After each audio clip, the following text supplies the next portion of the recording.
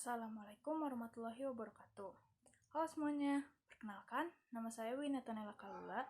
Saya berasal dari kelas 10 MIPA 1, absen 31 dari SMA Negeri 3 Cimahi. Pada hari ini, saya akan menjelaskan mengenai interaksi antar komponen biotik di dalam suatu ekosistem. Pertama, apa sih pengertian dari interaksi antar komponen biotik itu?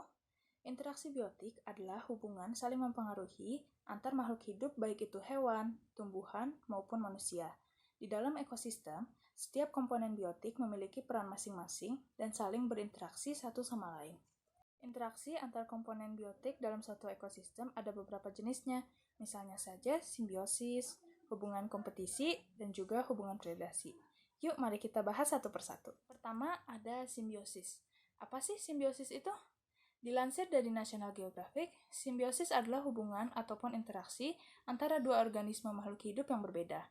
Ada 5 jenis simbiosis, yaitu simbiosis mutualisme, simbiosis parasitisme, simbiosis komensalisme, simbiosis amensalisme, dan juga simbiosis netralisme. Ayo kita bahas satu persatu macam-macam simbiosis, dimulai dari simbiosis mutualisme.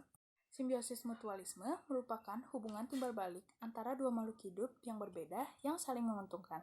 Pada simbiosis mutualisme ini, kedua pihak yang terlibat simbiosis akan mendapatkan keuntungan masing-masing. Beberapa contoh paling umum dari simbiosis mutualisme adalah yang pertama ada bunga dan kupu-kupu. Kupu-kupu akan hinggap dan menghisap nektar dari bunga. Kupu-kupu mendapatkan keuntungan berupa makanan, sedangkan bunga dibantu penyerbukannya oleh sang kupu-kupu. Yang kedua, ada burung jalak dan kerbau. Burung jalak memakan kutu yang ada di punggung kerbau. Jalak mendapatkan keuntungan berupa makanan, sedangkan kerbau mendapatkan keuntungan berupa bebas dari rasa gatal. Selanjutnya yang kedua ada simbiosis komensalisme. Simbiosis komensalisme adalah hubungan timbal balik antara dua makhluk hidup yang menguntungkan salah satu pihak dan pihak yang lain tidak dirugikan maupun tidak diuntungkan. Pada simbiosis komensalisme ini, hanya satu pihak saja yang diuntungkan, sementara pihak lain tidak mendapat pengaruh apapun.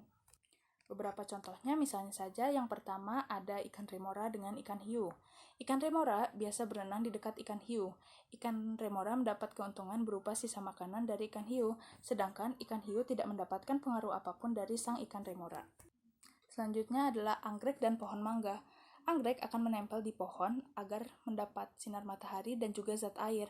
Anggrek mendapat keuntungan karena bisa melakukan fotosintesis dan juga mendapatkan tempat hidup. Sedangkan untuk pohon mangga sendiri tidak mendapatkan pengaruh apapun dari bunga anggrek. Selanjutnya yang ketiga ada simbiosis parasitisme. Simbiosis parasitisme adalah hubungan timbal balik antara dua makhluk hidup di mana satu pihak dirugikan dan pihak lainnya diuntungkan. Contoh-contohnya adalah yang pertama ada kutu dan hewan. Kutu biasa tinggal di tubuh hewan seperti kerbau, sapi, zebra, dan juga sebagainya. Kutu mendapatkan keuntungan karena mendapat tempat tinggal dan juga menghisap darah dari hewan tersebut. Sementara hewan tersebut dirugikan karena darahnya dihisap oleh para kutu. Selanjutnya adalah cacing pita dan manusia. Cacing pita tinggal di sistem pencernaan manusia.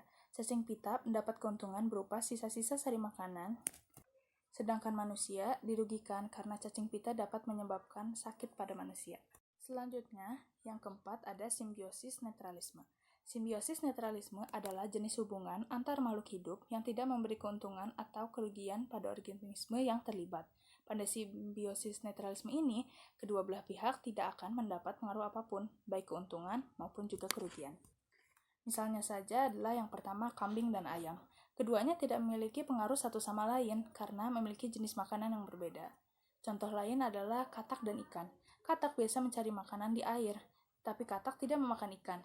Interaksi keduanya tidak memberi pengaruh apapun satu sama lain. Dan simbiosis yang terakhir atau yang kelima adalah simbiosis amensalisme. Simbiosis amensalisme adalah jenis hubungan antar makhluk hidup yang merugikan satu organisme, sementara organisme lain tidak mendapatkan pengaruh apapun. Misalnya saja adalah pohon pinus dan tumbuhan lain. Pohon pinus dapat mengeluarkan senyawa alelopati yang bisa menyebabkan tumbuhan lain menjadi tidak subur. Contoh lain ada pada brokoli dan kubis. Brokoli mengandung senyawa yang bisa membuat kubis cepat membusuk. Contoh terakhir adalah pohon walnut dan tumbuhan lain. Pohon walnut mengeluarkan senyawa alelopati yang merugikan tumbuhan lain di sekitarnya karena dapat menghambat pertumbuhan dari tumbuhan lain. Selanjutnya, selain simbiosis, ada yang disebut dengan hubungan kompetisi. Hubungan kompetisi merupakan interaksi antar makhluk hidup dalam ekosistem atau lingkungan yang bertujuan memperebutkan suatu hal yang sama baik berupa habitat, makanan, dan pasangan dari sebuah lingkungan dengan berbagai cara.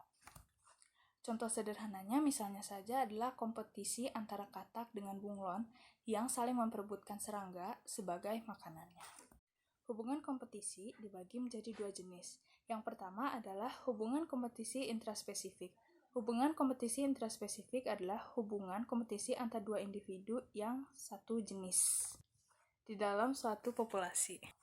Sedangkan kebalikannya, hubungan kompetisi interspesifik adalah hubungan kompetisi antar dua individu yang berbeda jenis. Dan hubungan antar komponen biotik dalam suatu ekosistem yang terakhir adalah hubungan predasi. Predasi adalah hubungan antara organisme pemangsa atau predator dengan organisme yang dimangsa atau prey dalam suatu ekosistem. Interaksi antar makhluk hidup dalam suatu ekosistem sendiri dapat dibagi menjadi dua, yaitu hubungan yang merugikan, salah satu makhluk hidup yang disebut dengan antagonisme, serta hubungan makhluk hidup yang menguntungkan makhluk hidup lainnya, yaitu protagonisme.